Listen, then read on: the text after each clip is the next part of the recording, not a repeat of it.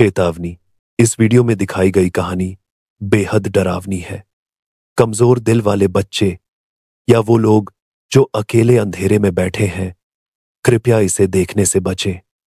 यह सिर्फ एक कहानी नहीं, यह एक ऐसा रहस्य है जो आपकी आंखों के सामने खुलता है, जहां हर परछाई कुछ कहती है, हर चेहरा अजनबी लगने लगता है और हर दृश्य आपकी हिम्मत की परीक्षा लेता है।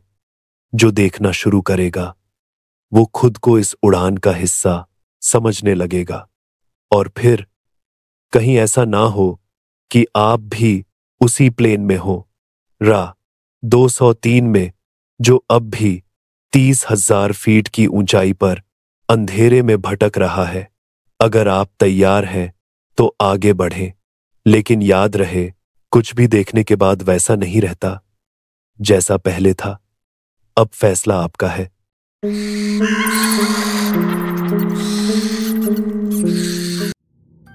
मुंबई इंटरनेशनल एयरपोर्ट पर हल्की बारिश की बूंदें रनवे को भिगो रही थीं। शाम के 7 बज चुके थे और टर्मिनल 3 पर सवारियों की भीड़ थी। फ्लाइट रा 2003, जो मुंबई से काठमांडू जाने वाली थी, बोर्डिंग के अंतिम चरण में थी।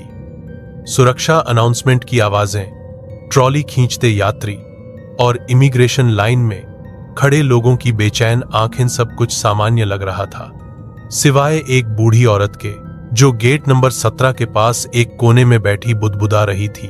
ये उड़ान कभी नहीं उतरेगी, ये उड़ान कभी नहीं उतरेगी। वह औरत कांप रही थी, उसकी आंखें सफेद थीं, जैसे पुतलियां गायब हों। लोग उसे पागल समझकर नजरअंदाज कर रहे थे। केबिन क्रू तैयार था। पायलट कैप्टन संदीप राय और को पायलट अरमान शाह दोनों ने कॉकपिट में सीट ली। सब कुछ सामान्य चेक हुआ। रनवे क्लियर था। टेक ऑफ की अनुमति मिलते ही रा 203 ने अपने इंजन की गरज के साथ जमीन छोड़ी। यात्रियों ने ताली बजाई। कुछ यात्री नींद में चले गए, कुछ मोबाइल में खो गए और कुछ बाहर बादलों को देखते रहे। फ्लाइट अटेंडेंट्स ने खाना परोसा। सब ठीक लग रहा था, लेकिन तभी विमान के पीछे की सीट 33B पर बैठा एक व्यक्ति अचानक चिल्लाया, यहां कोई है, ये मेरी सीट नहीं है, कोई मेरे ऊपर झुका हुआ है। लोग डर गए। रोशनी झपकने लगी। एयर होस्टेस दौड़ी, मगर वहां कोई नहीं था। 33B की बगल में बैठी एक लड़की ने कहा, उसके ऊपर सच में कोई छाया थी, कुछ झुका हुआ था। केबिन क्रू ने उस आदमी को शांत किया। उन्होंने इसे भ्रम समझा, मगर ठीक 2 मिनट बाद उसी पंक्ति की सीट 33A खाली हो गई। आदमी गायब था। कोई चिल्लाया, वो हवा में घुल गया। मेरी आंखों के सामने कॉकपिट में सब सामान्य था, मगर फिर अचानक रेडार ब्लिप करने लगा। एयर ट्रैफिक कंट्रोल से संपर्क टूटने लगा। पायलट ने माइक्रोफोन उठाया, हम थोड़ी अशांति का सामना कर रहे हैं, कृपया अपनी सीट बेल्ट बांध लें। तभी एक जोर की बिजली कड़की। पूरी फ्लाइट हिल गई। लोगों की चीखें गूंज उठीं। पायलट कुछ कहने ही वाला था कि उसके कान में किसी और की फुसफुसाहट सुनाई दी, ये उड़ान नहीं उतरेगी कैप्टन। कॉकपिट का तापमान गिरने लगा। हर सांस बर्फ सी लगने लगी। कंट्रोल टावर ने आखिरी बार संपर्क किया। रा 2003, आप हमें सुन पा रहे हैं? कोई जवाब नहीं आया। आरे 203 के रेडार सिग्नल ने बस एक आखिरी फुसफुसाहट भेजी, altitude unknown, we are not alone. और फिर सन्नाटा। उसी रात गेट नंबर 17 पर वो बूढ़ी औरत अब भी बैठी थी। उसकी आंखें अब पूरी काली हो चुकी थीं। वो मुस्कुरा रही थी। मैंने कहा था ना, ये उड़ान कभी नहीं उतरेगी। रा 203 अब समुद्र तल से 30,000 फीट की ऊंचाई पर उड़ रहा था, लेकिन फ्लाइट का वातावरण अजीब तरीके से भारी हो चुका था। पिछली घटना के बाद कुछ यात्री बेचैन थे। एयर होस्टेस मुस्कुरा रही थीं, पर उनके चेहरे का रंग उड़ चुका था। 33B पर जो आदमी घबरा गया था, अब चुपचाप बैठा था। उसकी आंखें बार बार सीट 33CA की ओर जा रही थीं, जो अब खाली थी, पर सीट बेल्ट बंधी हुई थी और हल्के हल्के हिल रही थी, जैसे कोई अदृश्य यात्री अब भी वहां बैठा हो। प्लेन की लाइटें एक बार फिर झपकने लगीं। तेज हवा का दबाव महसूस हुआ, जैसे विमान किसी और दिशा में खींचा जा रहा हो। पायलट ने रेडियो पर संपर्क करने की कोशिश की। मुंबई कंट्रोल, यह रहा 203 है, हमें रास्ता बदलना पड़ रहा है, कोऑर्डिनेट भेजिए। लेकिन जवाब नहीं आया। पायलट अरमान ने एक दूसरी फ्रीक्वेंसी पर प्रयास किया, मगर हर बार बस एक ही आवाज सुनाई देती, आरे 203, टर्न बैक, या फिर सब खो दोगे। विमान में अचानक एक झटका लगा। कुछ पैसेंजर की ट्रे फिसल गई, चाय गिर पड़ी, बच्चों ने रोना शुरू किया। पायलट ने सीट बेल्ट का संकेत ऑन कर दिया, लेकिन तभी फ्लाइट का हर इंस्ट्रूमेंट पैनल फेल हो गया। एल्टीमीटर, कंपास, जीपीएस, सबने 0 दिखाना शुरू कर दिया। हम किस दिशा में जा रहे हैं?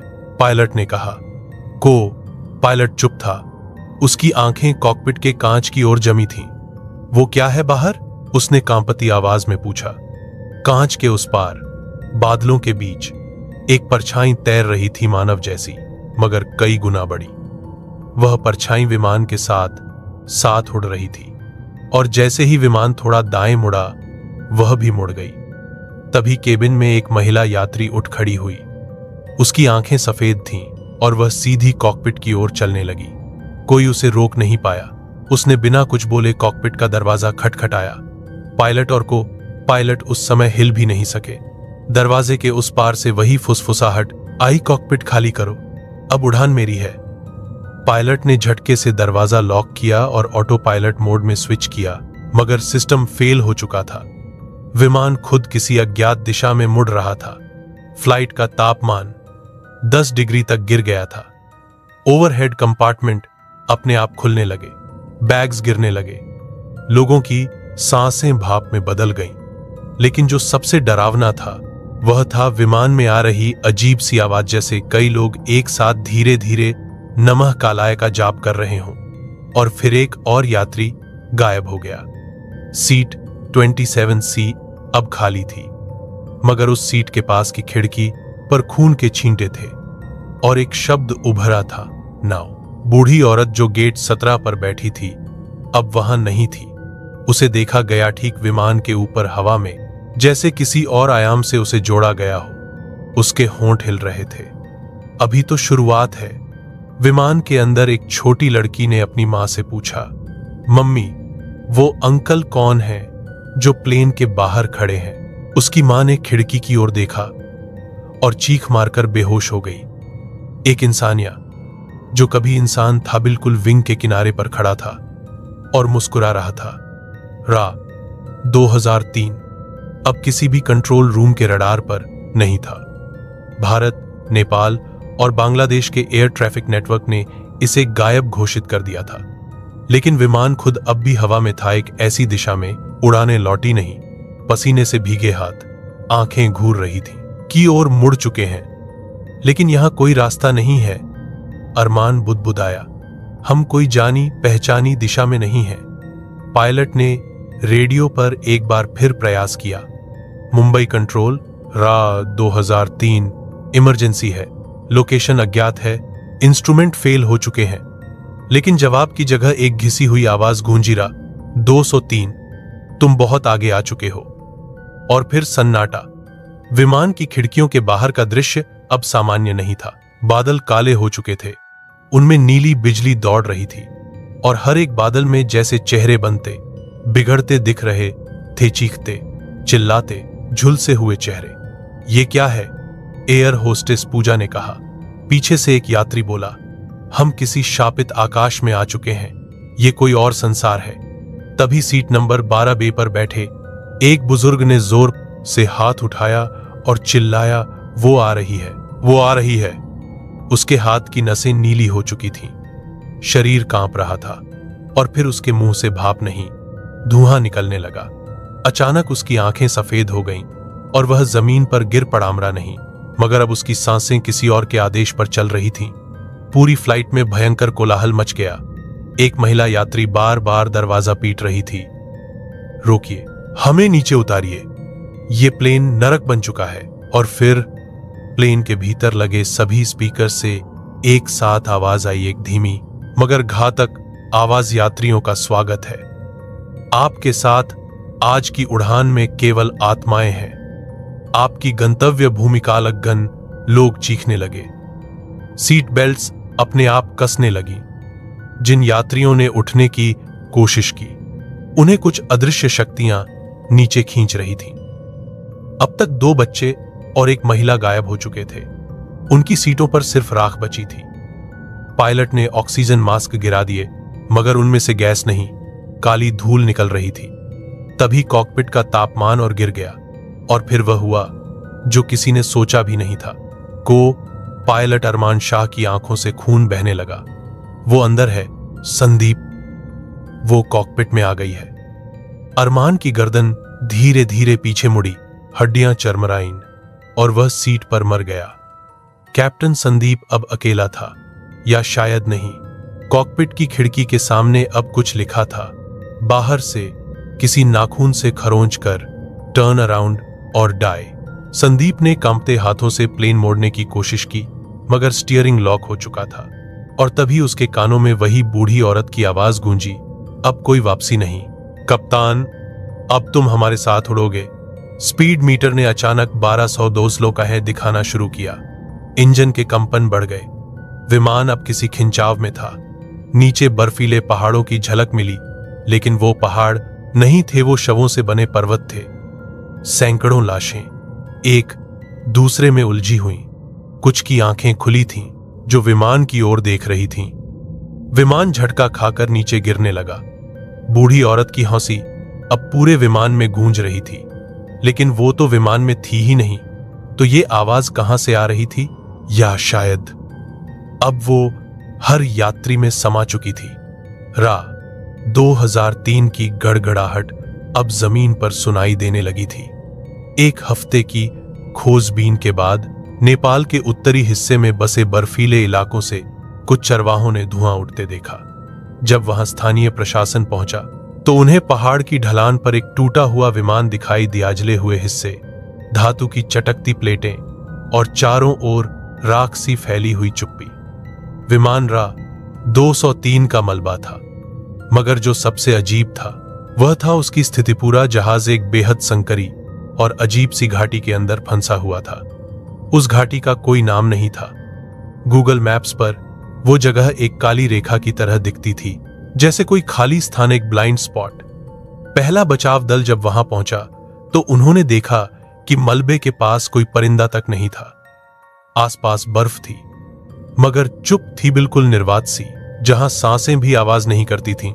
बचाव कर्मियों ने रेडियो पर रिपोर्ट किया, हमने मलबा खोज लिया है, लेकिन कुछ अजीब है, यहां कोई गूंज नहीं है, हमारी आवाजें बर्फ में डूब रही हैं।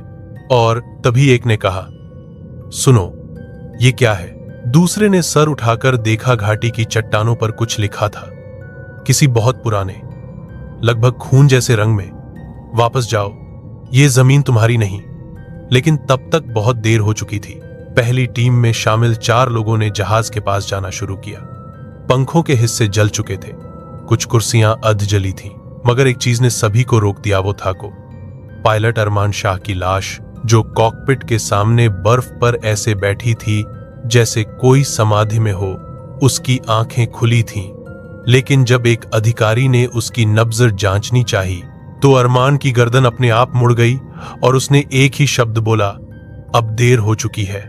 सभी पीठ पीछे हट गए, लेकिन तभी कॉकपिट का दरवाजा अपने आप खुल गया।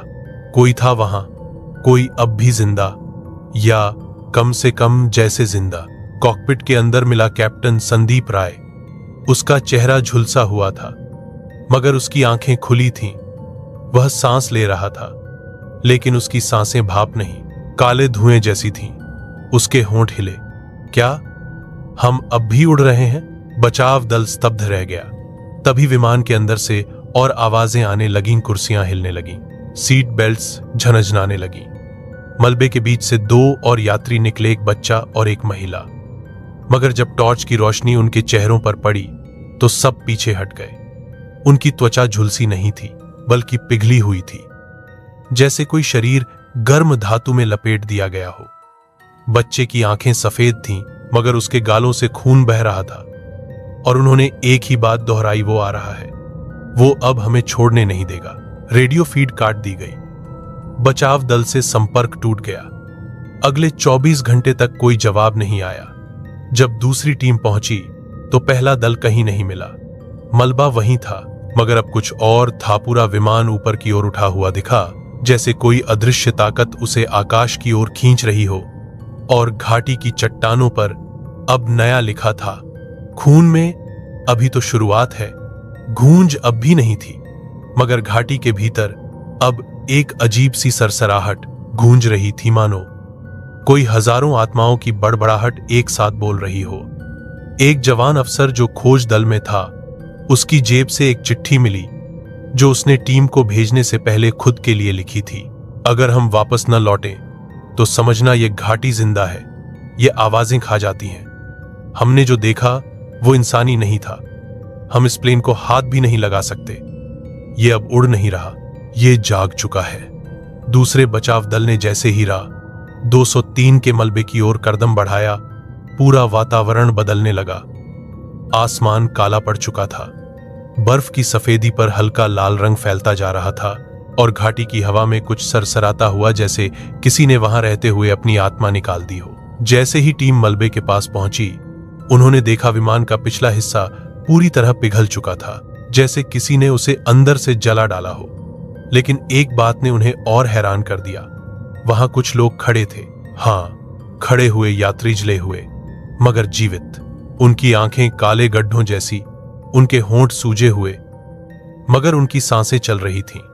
वे हिल नहीं रहे थे, बस एक ही दिशा में देख रहे थे, आसमान की ओर। बचाव कर्मी उन्हें घेरने लगे। लीड अफसर विक्रांत ने एक को छूने की कोशिश की। जैसे ही उसकी उंगलियां उस यात्री की त्वचा को छुई, उसकी उंगलियां छाले बन गईं और उसकी आंखों के सामने एक झलक कौंधी। ब्लैक स्काई, जहां समय नहीं चलता, जहां आत्माएं रुक जाती हैं और जहां प्लेन 203 टकराया नहीं, खींचा गया। एक दूसरी महिला यात्री जो खड़ी थी, अचानक जोर से चिल्लाई, वो आ रहा है। वो हवा नहीं, वक्त है। वो हमें भुला नहीं रहा, वो हमें पाल रहा है। सहायक दल चौंक गया। किसी ने रेडियो चालू किया और हेडक्वार्टर को संदेश भेजा, हमें कुछ यात्री जीवित मिले हैं, या शायद वो अधजिंदा है। उनकी अवस्था इंसानी नहीं, उनकी नब्ज चल रही है, मगर उनकी आंखों में कोई आत्मा नहीं बची। और फिर रेडियो पर कुछ और सुनाई दिया। कोई आवाज, धीमी, खौफनाक, भारी, तुम उन्हें बाहर नहीं ले जा सकते, वो अब हमारे हैं। तभी घाटी की बर्फ थरथराने लगी। किसी ने दूर देखा, घाटी के कोने में एक लंबा सा काला धुंधला शरीर दिखाई दिया। बिना चेहरा, बिना आकार, बस एक मोटा भारी धुआं जो इंसानों के आकार में बदलता जा रहा था, और वह धीरे धीरे उनकी ओर आ रहा था। एक अफसर चिल्लाया, बंदूक उठाओ, फायर करो। गोलियां चलीं, मगर वे हवा में गुम हो गईं, जैसे सामने कुछ था ही नहीं। काले साये ने पहला अधजिंदा यात्री को छुआ। उसकी हड्डियां टूटकर बर्फ पर गिर पड़ी, लेकिन शरीर अब भी खड़ा था। उसके मुंह से निकला, अब अगला कौन है?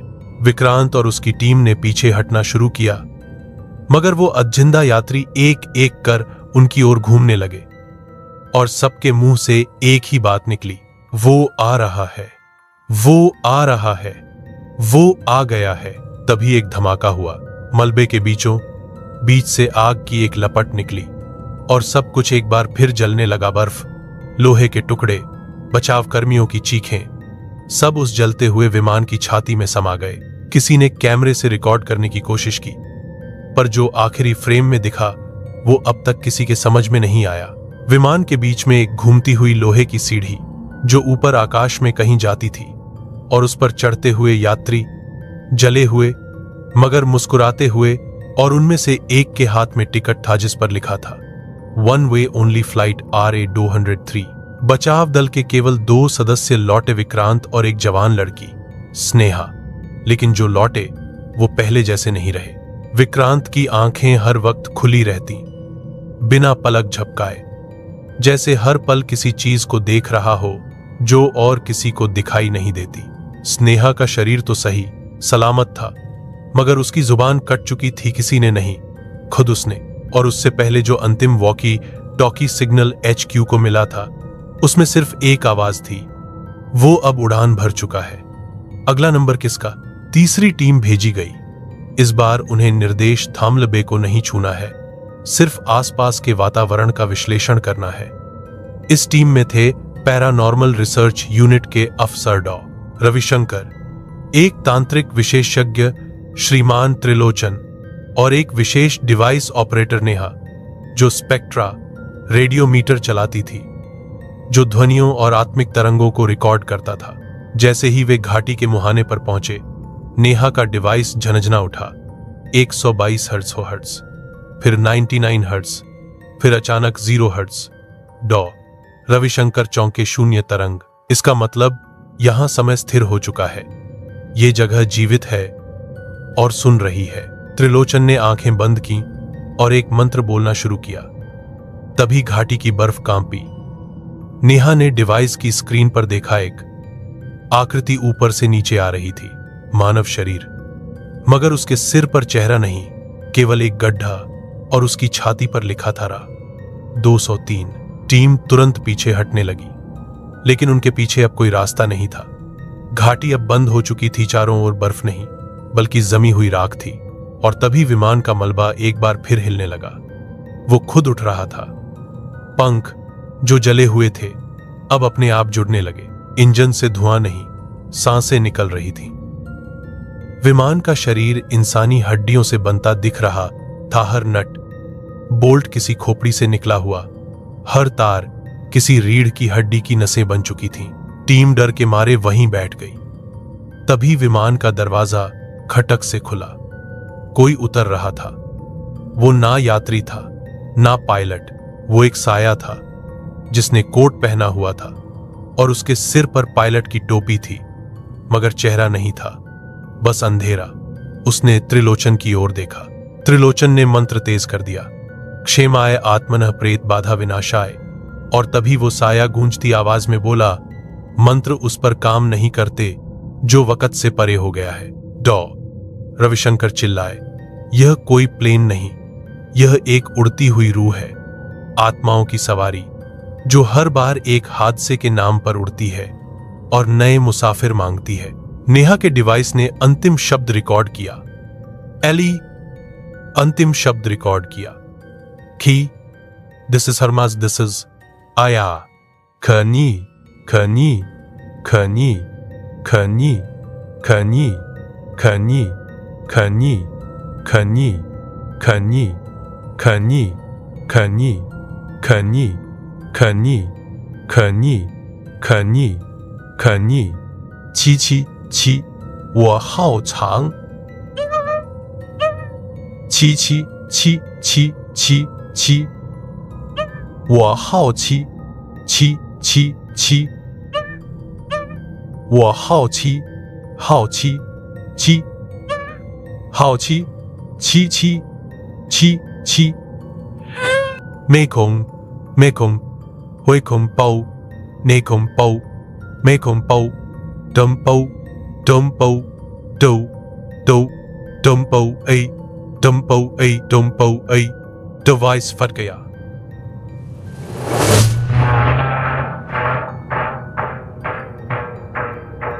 डिवाइस फट गया।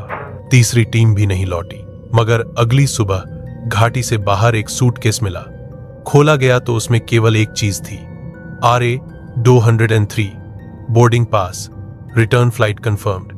तीसरी टीम के गायब होने के बाद सरकार ने क्षेत्र को पूरी तरह सील कर दिया। उपग्रहों ने भी घाटी में किसी हलचल को रिकॉर्ड नहीं किया। वहां बस बर्फ थी, सन्नाटा था और एक मूक आतंक था जो किसी दस्तावेज में नहीं था, लेकिन हवा में बहता रहा। पर फिर एक दिन एक स्थानीय बौद्ध साधु लामा तेंगजिन हाथ में एक जली हुई मगर अधूरी डायरी लेकर बेस कैंप पहुंचा। उसके शब्द थे, ये मुझे घाटी के बाहर पड़ी मिली, किसी ने जानबूझकर फेंकी है ताकि सच्चाई बाहर जाए मगर खुद न बचे। डायरी पर नाम था कैप्टन संदीप राय। सभी अधिकारियों ने उत्सुकता से डायरी के जले हुए पन्ने खोले और जो पहला वाक्य था वह ही सबको सिहराने के लिए काफी था। रा 203 ने जिस आकाश में उड़ान भरी वह सिर्फ हवा नहीं थी, वो एक दरवाजा था, एक ब्लैक स्काई। डायरी का हर पन्ना एक नई हकीकत खोलता गया। पृष्ठ 1। टेक ऑफ के वक्त सब सामान्य था, मगर जैसे ही नेपाल सीमा के ऊपर आए, विमान की ऊंचाई अचानक दोगुनी हो गई। कोई अलार्म नहीं बजा, कोई कंट्रोल नहीं टूटा, लेकिन ऐसा लगा जैसे कोई और विमान को ऊपर खींच रहा है। पृष्ठ 4। को पायलट अरमान ने कहा, हमें लगता है हमने किसी नो फ्लाई जोन में प्रवेश कर लिया है, लेकिन यहां कोई रडार काम नहीं कर रहा।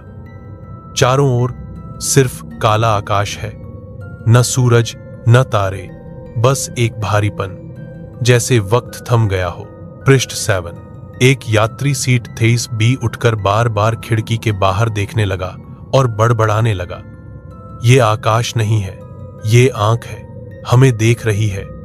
फिर वह बेहोश होकर गिर पड़ा, मगर उसकी आंखें खुली रहीं और उनमें काले धब्बे नाचने लगे। पृष्ठ 10। हमारा समय रुक गया है, घड़ियां नहीं चल रही। एक यात्री की घड़ी 13:13 पर रुकी और उसके ठीक बाद वह गायब हो गया। सीट वहीं थी, सीट बेल्ट बंद थी, पर यात्री बस धुआं बन गया और हवा में घुल गया। पृष्ठ 13। अब हम समझ गए हैं ये कोई मौसम नहीं था, कोई तकनीकी खराबी नहीं थी। हम ब्लैक स्काई में फंस चुके हैं। ये एक दूसरी दुनिया है, एक पुराना द्वार जो हजारों सालों से बंद था और हमने उसे खोल दिया। पृष्ठ 16। कुछ यात्री अब मेरे आदेश नहीं मान रहे, वे धीरे धीरे बर्फ जैसे हो गए हैं, चुप, सफेद, ठंडे, लेकिन उनके होंठ हिलते हैं। वे कुछ दोहरा रहे हैं, हम उड़ेंगे, हमें बुलाया गया है, वो लौटेगा। अंतिम पृष्ठ जला हुआ। अगर कोई ये डायरी पढ़ रहा है तो जान लो यह विमान न नीचे गया, न क्रैश हुआ, यह ऊपर गया, बहुत ऊपर, उस ओर जहां आत्माएं रुकती हैं और पुनर्जन्म से इनकार करती हैं। यह अब एक शापित पोर्टल है, एक रूहों की कैद, और मैं अब खुद नहीं जानता मैं जिंदा हूं या बस उड़ रहा हूं। डायरी पढ़ते पढ़ते अधिकारियों के हाथ कांपने लगे। डॉ वेदिका, जो लौटने वाली इकलौती बचावकर्मी थी, धीरे से बोली, ब्लैक स्काई, ये किसी एक समय की बात नहीं, ये एक चक्र है, एक पुरानी परंपरा, और रा 203 उसका शिकार नहीं बना, वो अब उसका हिस्सा बन गया है। अगली रात एक पहरेदार को घाटी के ऊपर आसमान में एक विमान उड़ता दिखाई दिया, बिल्कुल वैसा ही जैसे रा 203 था, और खिड़कियों में झांकती आंखें जो नीचे नहीं सीधे उसे देख रही थीं। बर्फीली घाटी में उस रात कुछ बदला हुआ सा लगा। आसमान बिल्कुल स्थिर था और अचानक एक अजीब सी हल्की रोशनी ऊपर बहने लगी। वो रोशनी किसी चांद की नहीं थी, बल्कि किसी उड़ते हुए जले हुए ढांचे से निकल रही थी। यह वही विमान था, रा 2003, जो अब किसी उड़ान का हिस्सा नहीं बल्कि खुद एक आत्मा बन चुका था। उसे देखकर यह तय करना मुश्किल था कि वह हवा में लटका हुआ है या किसी अदृश्य जमीन पर खड़ा है। उसकी खिड़कियों में कुछ परछायां घूम रही थीं, जो किसी यात्री जैसी लगती थीं, मगर वो जिंदा नहीं थीं। सरकारी बेस कैंप में तैनात अधिकारी अब तक इस घटना को समझने की कोशिश कर रहे थे। वैज्ञानिक हार मान चुके थे। तभी नेपाल से बुलाए गए एक पुराने लामा तेंगजिन घाटी के पास पहुंचे। उन्होंने बर्फ को देखा, हवाओं को सुना और अपने साथ लाया एक पुराना ग्रंथ खोला। उनका चेहरा पल पल सफेद पड़ता जा रहा था। उन्होंने कहा, यह कोई क्रैश साइट नहीं है, यह त्से ड्रोक है, आत्माओं का रनवे। यहां हर 33 साल में एक उड़ान आती है जो इंसानों के लिए नहीं होती। यह घाटी प्राचीन काल में एक बलिदान स्थली थी। यहां लोगों को जलाया नहीं जाता था, बल्कि पहाड़ की चोटी से नीचे फेंका जाता था ताकि उनकी आत्मा सीधे आकाश को प्राप्त हो। लेकिन जिनकी मृत्यु अधूरी होती थी या जिनका शरीर नष्ट नहीं होता था, उनकी आत्मा यहीं अटक जाती थी, बार बार उसी मार्ग से गुजरती हुई जहां उसने देह छोड़ी थी। रा 203 के साथ कुछ ऐसा ही हुआ था। उसने उस प्राचीन आत्मिक रेखा को छेड़ दिया था जिसे इंसानी यंत्रों से नहीं नापा जा सकता। बेस कैंप की टीम ने विमान की गतिविधि रिकॉर्ड करने की कोशिश की, लेकिन जो कैमरे लगाए गए थे वे जल गए। रेडियो ने एक शब्द पकड़ा, बोर्डिंग, फिर एक गूंजती हुई आवाज जो किसी गेट क्लोजिंग की घोषणा जैसी थी। उसी रात घाटी के बर्फीले मैदान में हलचल हुई। नीली बर्फ के अंदर से कुछ आकृतियां बाहर आने लगीं, हड्डियों के ढांचे जो कभी पायलट थे। उनकी वर्दियां अब भी वैसी ही थीं, मगर चेहरे नदारद। उन्होंने धीरे धीरे उस जले हुए विमान की ओर चलना शुरू किया। हर कदम के साथ विमान की रोशनी और तेज होती गई। जब वे उसके दरवाजे के पास पहुंचे, दरवाजा अपने आप खुल गया और सभी आकृतियां भीतर समा गईं। दरवाजा फिर खुद बंद हो गया। फिर वही विक्रांत जो पहले ही बेस कैंप लौट चुका था, फिर से प्रकट हुआ। उसकी चाल में जान थी, मगर उसकी सांस नहीं चल रही थी। उसका शरीर बर्फ जैसा ठंडा था, पर वह चल रहा था, बोल रहा था। उसकी आंखों में अब कोई इंसानी चमक नहीं थी, बस एक सीधी, गहरी, काली रेखा। उसने सिर्फ इतना कहा, वो अब तैयार है, सीटें भर चुकी हैं, अगली उड़ान की बारी किसी की भी हो सकती है। तुम सब सिर्फ यात्री नहीं, इंतजार हो। फिर वह बर्फ में चला गया और जैसे ही उसका शरीर पूरी तरह उसमें समा गया, दूर से विमान की खिड़कियों में एक और परछाई जुड़ गई। बेस कैंप की टीम अब घाटी छोड़ने की तैयारी कर रही थी। जाने से पहले उन्होंने पहाड़ी पर एक लकड़ी का बोर्ड गाड़ा। उस पर सिर्फ 4 शब्द थे, ये रनवे मौत का है। उन्होंने कभी पीछे मुड़कर नहीं देखा, मगर जाते समय आसमान में एक अंतिम रेडियो बीप गूंजा और फिर एक स्त्री की फुसफुसाती आवाज, बहुत पुरानी भाषा में, जिसे जब उल्टा प्लेबैक किया गया तो उसमें सिर्फ इतना निकला, तुम अगली बार आओगे। घाटी अब वीरान नहीं थी, मगर वहां जीवन नहीं, कुछ और था। बेस कैंप को हटाए हफ्तों हो चुके थे, लेकिन घाटी की बर्फ अब पिघलने लगी थी, जबकि तापमान पहले से और कम था।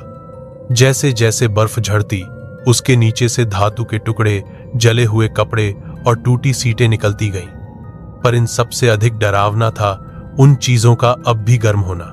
स्थानीय ग्रामीण अब उस घाटी के पास नहीं जाते थे। उनके अनुसार हर पूर्णिमा की रात वहां किसी भारी चीज के रनवे से उतरने और फिर उठ जाने की आवाज आती थी। कुछ लोग कहते हैं उन्होंने धुंध में उस विमान को उड़ते देखा, जिसमें सीटें भरी हुई थीं, मगर चेहरों पर त्वचा नहीं थी। 3 पर्वतीय ट्रैकर जो नेपाल से आए थे और घाटी की सच्चाई को कैमरे में कैद करना चाहते थे, चुपचाप उस जगह पहुंचे। उन्होंने देखा कि जहां विमान का मलबा था, अब वहां कोई निशान नहीं बचा, बस एक काली रेखा जैसी आकृति जो बर्फ पर जली हुई थी।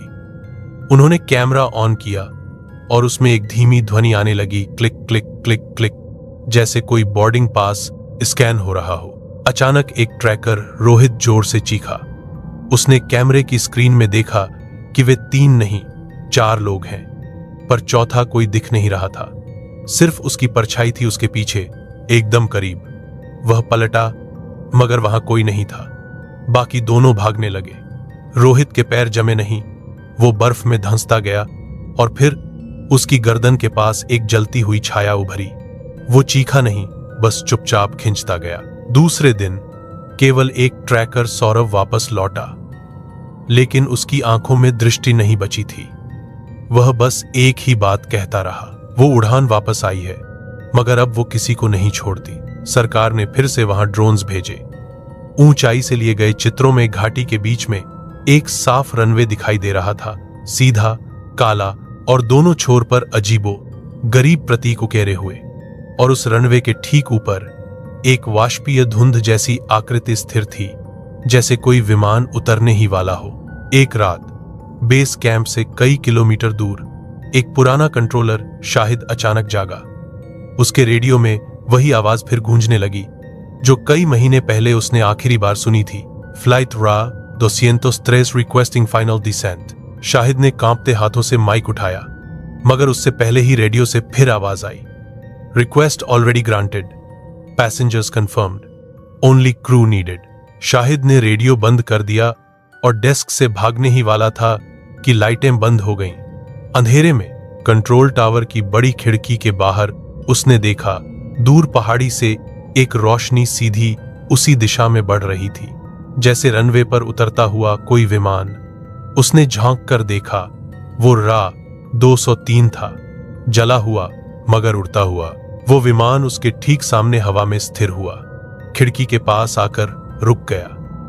फिर अचानक उसके दरवाजे खुले। अंदर की सीटों में अब इंसान नहीं थे, बल्कि राख जैसे शरीर बैठे थे। और पायलट सीट पर वही महिला बैठी थी जिसने उड़ान से पहले सबको चेतावनी दी थी। अब उसकी आंखें जल रही थी, मगर उसके चेहरे पर मुस्कान थी।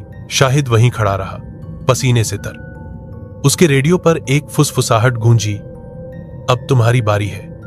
टेक ऑफ से पहले टीम पूरी होनी चाहिए। फिर उसी रात एक और विमान रा 204 उसी मार्ग पर उड़ान भरने के लिए तैयार किया गया। क्रू पूरी थी, यात्री भी चढ़ चुके थे, मगर जैसे ही वह विमान उड़ान के लिए रनवे पर बढ़ा, टावर से एक जोरदार चेतावनी आई, होल्ड। रा 204 hold, air space already occupied. Pilot ने पूछा, ऑक्यूपाइड किससे? जवाब आया, RA 203 इनबाउंड। अगेन पायलट की चीख गूंजी, रा 203 तो 10 महीने पहले क्रैश हो चुका है। जवाब नहीं आया, सिर्फ रेडियो से एक धीमी बीप, फिर वही शब्द, बोर्डिंग कंप्लीट। 10 साल बाद हवाई अड्डे का कंट्रोल टावर शांत था, मगर उसमें तैनात जवान अफसर आर्यन की आंखें लगातार रडार स्क्रीन पर थीं। मौसम साफ था, सभी उड़ानें अपने तय रास्ते पर थीं। तभी एक कोने में एक अनजान फ्लाइट कोड दिखा रहा, 203। आर्यन ने सिस्टम चेक किया तो पाया उस फ्लाइट को डिलीट कर दिया गया था 10 साल पहले। यह कोई गड़बड़ है, उसने सोचा, मगर स्क्रीन पर वह संकेत और तेज होने लगा। उसे उसी सेक्टर से एक कमजोर रेडियो सिग्नल मिला, फुसफुसाती हुई धीमी आवाज, final approach, passengers await. Aryan घबरा गया। उसने वरिष्ठ अधिकारी को बताया, मगर सब ने कहा कोई पुराना डेटा होगा, घबराओ नहीं। लेकिन उसी रात मौसम अचानक बिगड़ गया। रनवे की लाइटें अपने आप जलने बुझने लगीं। सीसीटीवी फुटेज में देखा गया कि रनवे पर कोई विमान धीरे धीरे उतर रहा था, मगर उसे किसी इंसान की आंख नहीं देख पा रही थी। दूर नेपाल में उस घाटी के पास अब एक टूरिस्ट स्टेशन था, जहां लोग भूतिया विमान की कहानियां सुनने आते थे। मगर एक दिन वहां काम कर रहे एक गाइड को एक अधजले टिकट का टुकड़ा मिला। उस पर लिखा था, seat 13A, name Arjun Malhotra. यही नाम था एक यात्री का जो RA 203 में था और कभी मिला नहीं।